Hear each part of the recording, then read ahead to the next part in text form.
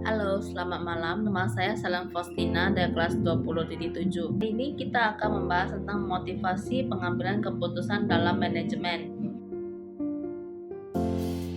Yang pertama yaitu ada definisi motivasi.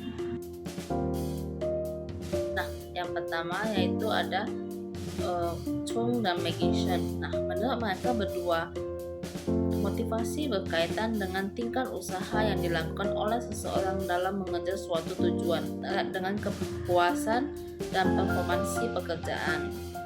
Dengan demikian, motivasi dapat diartikan sebagai keadaan kejiwaan dan sikap mental manusia yang memberikan energi, mendorong kegiatan dan menggerakkan ataupun mengarah atau menyalurkan perilaku ke arah mencapai kebutuhan yang mereka dengan tujuan untuk memenuhi kebutuhan hidup seperti yang mereka inginkan. Pertama, yaitu ada faktor internal. Nah, faktor internal ini merupakan faktor motivasi yang bersumber dari dalam diri seseorang. Beberapa hal yang termasuk dalam faktor internal diantaranya yaitu pertama, harga diri dan prestasi, yaitu sebab timbulnya motivasi di dalam diri seseorang bisa dikarenakan ingin mencapai prestasi tertentu atau ingin membuktikan dan meningkatkan harga dirinya. Yang kedua, kebutuhan motivasi juga dapat timbul karena adanya kebutuhan akan sesuatu di dalam hidupnya sehingga ia termotivasi untuk memenuhi kebutuhan hidupnya. Yang ketiga, harapan. Nah, adanya suatu harapan yang ingin dicapai seseorang di masa yang akan datang dapat berpengaruh pada tindakan orang yang bersangkutan. Yang keempat, tanggung jawab. Motivasi yang berasal di dalam diri seseorang untuk bekerja dengan baik dan hati-hati dan menghasilkan sesuatu yang berkualitas. Dan yang terakhir, kepuasan. Kepuasan kerja. Adanya kepuasan kerja juga bisa menimbulkan motivasi dalam diri seseorang. Kedua, yaitu ada faktor eksternal. Nah, faktor eksternal ini merupakan faktor motivasi yang bersumber dari luar diri seseorang. Beberapa faktor yang terdiri dari faktor eksternal, yaitu jenis dan sifat pekerjaan. Faktor jenis dan sifat pekerjaan menjadi dorongan seseorang untuk bekerja dan dipengaruhi oleh besar imbalan yang didapatkan. Yang kedua, kelompok kerja. Kelompok kerja di mana seseorang bekerja untuk mendapatkan pendapatan bagi kehidupan, keamanan dan keselamatan kerja. Motivasi yang timbul karena adanya jaminan keamanan dan keselamatan seseorang dalam bekerja. Selanjutnya, hubungan interpersonal. Hubungan antara teman atau dengan atasan, hubungan dengan bawahan. Tujuan dari motivasi yaitu 1. Meningkatkan moral dan kepuasan kerja karyawan. 2. Meningkatkan produktivitas kerja karyawan. 3. Mempertahankan kestabilan karyawan. Keempat, meningkatkan kedisiplinan. Yang kelima, mengefektifkan pengadaan karyawan.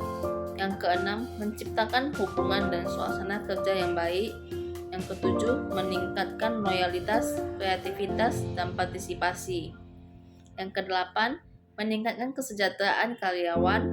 Yang kesembilan, mempertinggi rasa tanggung jawab terhadap tugas. Yang terakhir, meningkatkan efisiensi penggunaan alat dan bahan. Jenis motivasi. Nah, motivasi ini terbagi dalam dua, yaitu motivasi intrinsik dan motivasi ekstrinsik. Nah, apa sih itu motivasi intrinsik? Motivasi intrinsik itu suatu keinginan seseorang untuk mau melakukan sesuatu yang disebabkan oleh adanya faktor dorongan yang berasal dari dalam diri sendiri. Itu tanpa dipengaruhi orang lain sebab adanya hak untuk mencapai tujuan tertentu. Nah, contohnya itu ada seseorang termotivasi untuk bekerja supaya mendapatkan penghasilan sehingga bisa memenuhi kebutuhan hidupnya sehari-hari. Nah, motivasi esensi. Motivasi esensi yaitu motivasi akan suatu keinginan seseorang untuk mau melakukan sesuatu yang disebabkan oleh faktor dorongan dari luar diri sendiri untuk bisa mencapai suatu tujuan yang menguntungkan dirinya. Contohnya itu adalah seseorang termotivasi untuk bekerja giat dan serius karena adanya peluang yang diberikan oleh si perusahaan untuk mau meningkatkan karir kepada pegawai berprestasi. Ada beberapa solusi untuk mengatasi masalah di bidang motivasi. Yang pertama, menciptakan suasana kerja yang mendukung situasi dan kondisi kerja yang nyaman, saling menghargai, dan rasa simpati yang terjalin dengan baik. Kedua, pimpinan menjaga tutur kata dan perbuatan yang bisa menimbulkan konflik. Yang ketiga, atasan dan karyawan saling berpikir secara positif. Apabila atasan menegur bawahan, anggap sebagai masukan dan sebaliknya. Apabila pimpinan diberi saran oleh bawahan, anggaplah itu sebagai perbaikan untuk bisa menjadi pimpinan yang lebih baik.